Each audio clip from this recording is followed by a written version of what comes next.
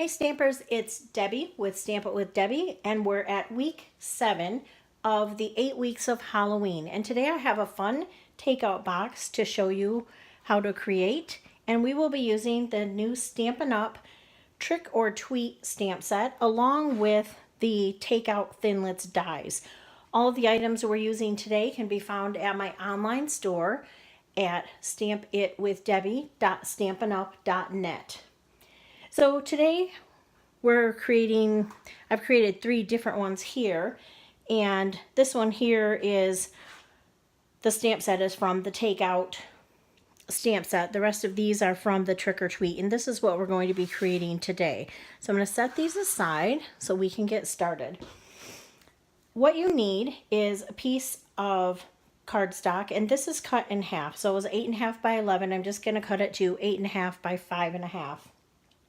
You also do need a couple small pieces of cardstock, a small piece of white cardstock for the tag, and a small piece of black cardstock for the bats. So I'm going to show you how to create this. It's just a framelit that runs right through the Big Shot.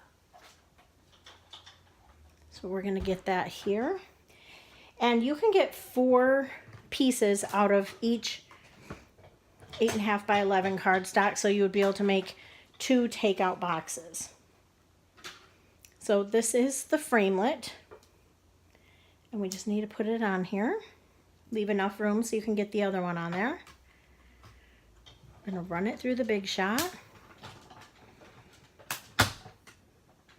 I'm sorry if this is wiggling my camera. I have a new temporary setup, and it does make it wiggle just a little bit. So I'll bring it back through so it's on this side for me.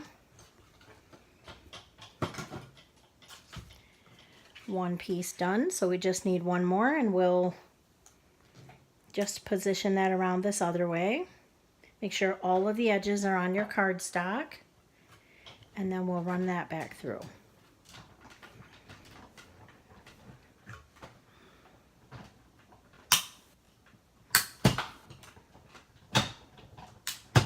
I like to run it through twice just to make sure that I get a good seam on all of the scoring lines that the framelit will make. So we're all done with the Big Shot and the framelit, so we're going to set that aside. Now you can see that hopefully that the framelit gave us some score lines, so we just need to fold on all of those score lines. And I am going to use my bone folder to make sure that I have a good edge, but I'm first just going to go through and kind of lightly fold all of the lines on both of the pieces.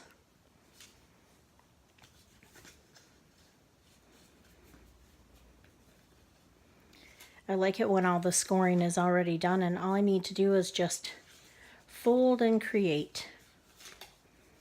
Alright, let's use our bone folder to make sure we have a good crease here.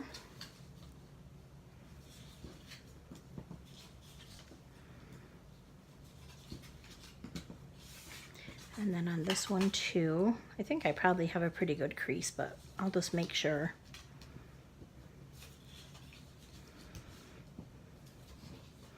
Alright, and the first thing that we want to do is we need to bring these 2 pieces together, and it doesn't matter which one's top or bottom, but you do need to make sure you don't have them flipped over, because then your score lines will be the wrong way. So just kind of line them up a little bit and kind of eyeball. I like to look and see how I'm going to put it together before I actually do. I'm going to use a little bit of Tombow adhesive. It gives a little wiggle room to make sure I have it lined up before I commit to it, as opposed to, you know, tear and tape or fast fuse or something, so I can move it around just a little.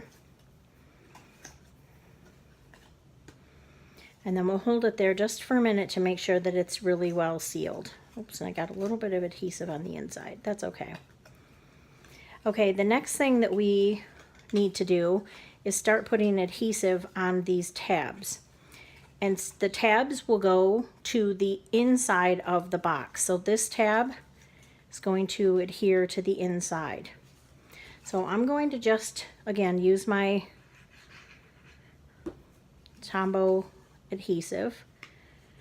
Bring that side together and kind of just hold it for a minute. Make sure that it's very well adhered before I move to the next one.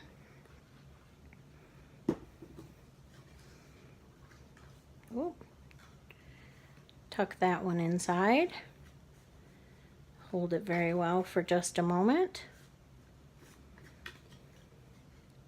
You don't have to hold it real long. You just want to make sure that it gets a good set up there, and then just don't be too rough with it, and it should stay together long enough, and then it'll set as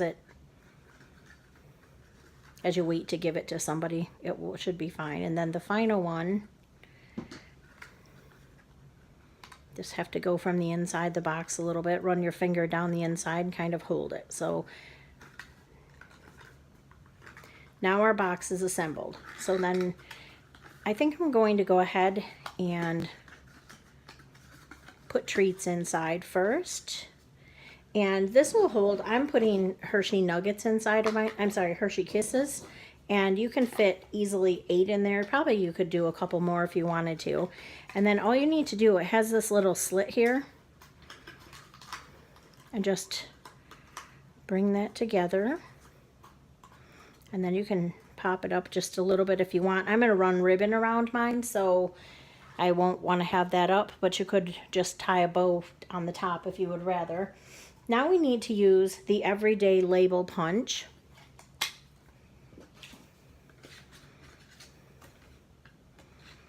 And I'm going to punch that out. And that's what we're going to stamp our cat on. And then I'm going to use the cat stamp from Trick or Tweet. Ink that up really well. And I'm going to use Memento ink because I'm going to use the Stampin' Blends markers with this. Stamp him right in the middle there. And then I'm just going to let him dry for a minute, so we can go ahead and put the ribbon. I'm going to use the glittered organdy ribbon here. And it's very, very sparkly. So I'm just going to wrap that around. And you can tie it in a knot or you can tie it in a bow, whichever you prefer on top. So I'm going to get my snips here to cut a piece off.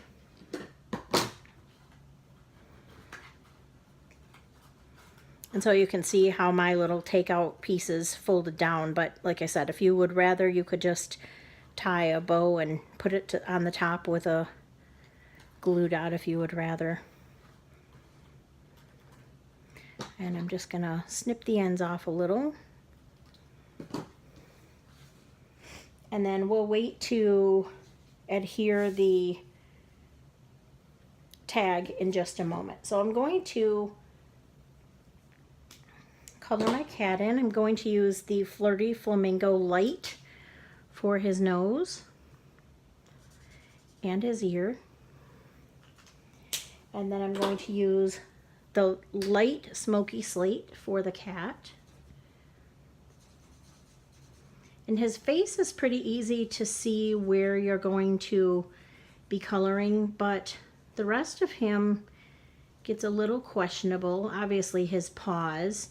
I'm just kind of guessing where I feel like the gauze might not be covering him all the way, so you can kind of play with it and see where you think that might be.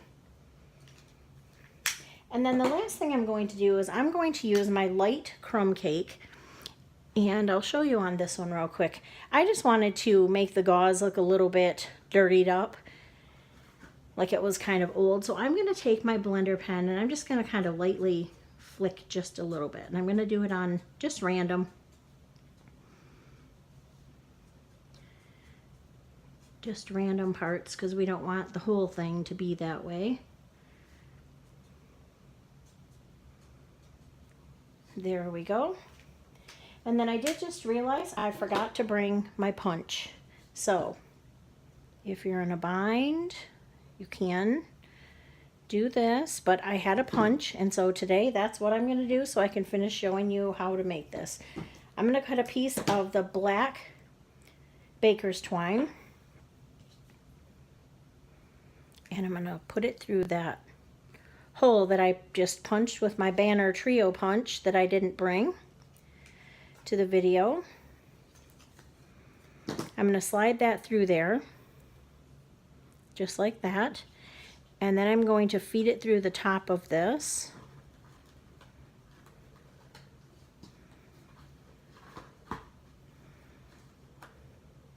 And I'm just going to tie a bow to keep it on. It's like I got a little too much, so I'll just need to cut that off a little. All right, so that part's done. The only other thing I want to do is take my Spooky Bats punch, and I want to punch out a few bats. They always go flying. And I'm just going to put them kind of around the outside of the box. I'm going to use my liquid adhesive.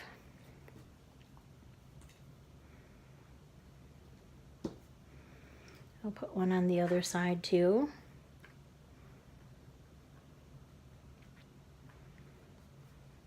And then if you want, you can put this one on the front, or I think I'm actually going to put it on the back of the box. You could even punch more if you wanted to, but I'm going to put mine on the back of the box here. That way if the ribbon gets off, you'll still be able to see the bats. So there you are.